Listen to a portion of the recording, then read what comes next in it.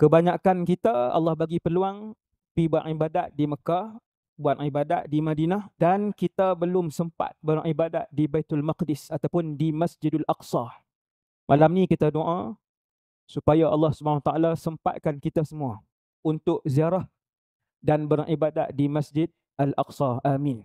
Baitul Maqdis ni nombor satu, dia adalah kelebihan yang ada dekat dia. Sebahagiannya tak ada di Masjid Haram Mekah dan tak ada di Masjid An-Nabawi.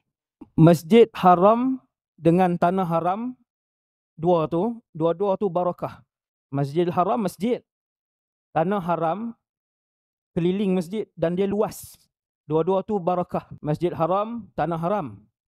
Masjid Nabawi pun ada Tanah Haram dia. Dia ada sempadan dia. Masjid Aqsa pun dia ada tanah yang luar daripada Masjid Aqsa yang barakah. Antara kelebihan yang Mekah Madinah tak ada. Tuan-tuan. Kelebihan yang Mekah Madinah pun tak ada, antaranya ialah Baitul Maqdis ni ataupun Masjidil Aqsa adalah kiblat pertama para rasul. Kiblat pertama para rasul.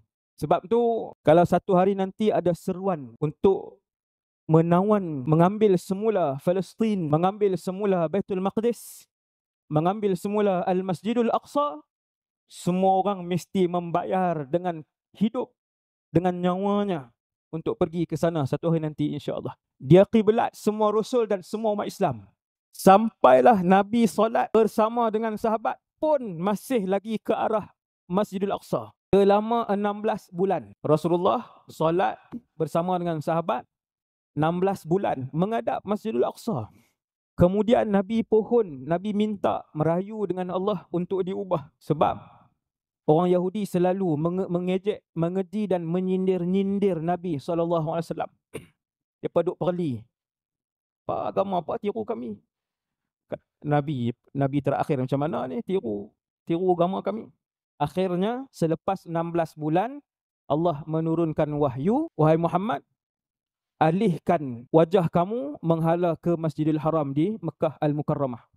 Itu antara kelebihan yang tidak dimiliki oleh kelebihan Masjid Aqsa ataupun Baitul Maqdis tu yang tidak dimiliki oleh Mekah dan juga Madinah. Dia adalah kiblat pertama umat Islam. Dan bukan umat Islam. Umat Islam bukan umat Nabi Muhammad saja. Jangan faham umat Islam, umat Nabi Muhammad bukan.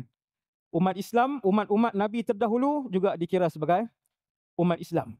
Itulah kiblat pertama kita semua.